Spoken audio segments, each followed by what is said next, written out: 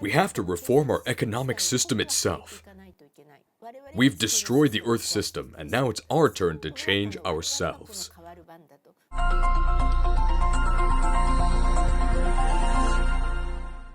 So why do we need system changes?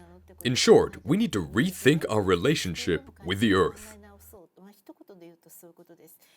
At the root of the Paris Agreement and the Sustainable Development Goals, there is a sense of urgency which has been fostered across the world, that our future will be threatened if the economic and social systems remain as they are today.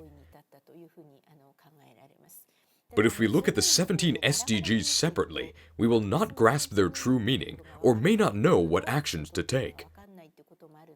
Therefore, environmentalists often describe these systems and frameworks as a three-tiered wedding cake, as shown in this figure. Once the bottom layer is destroyed, the middle and top layers become a pie-in-the-sky fantasy. This figure represents such a concept. Regarding global environmental issues, we refer to stable and resilient Earth system with the term global commons. Our current challenges are how to safeguard global commons and how to create a system for this purpose. The commons cannot be protected just by the creation of an international treaty.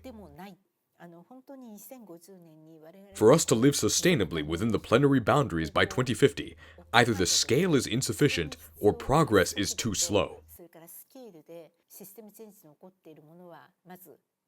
The global economic system is not going in the direction it should. Why in the world are transitions or system changes going so poorly? I focused on Japan and what obstacles we are encountering here.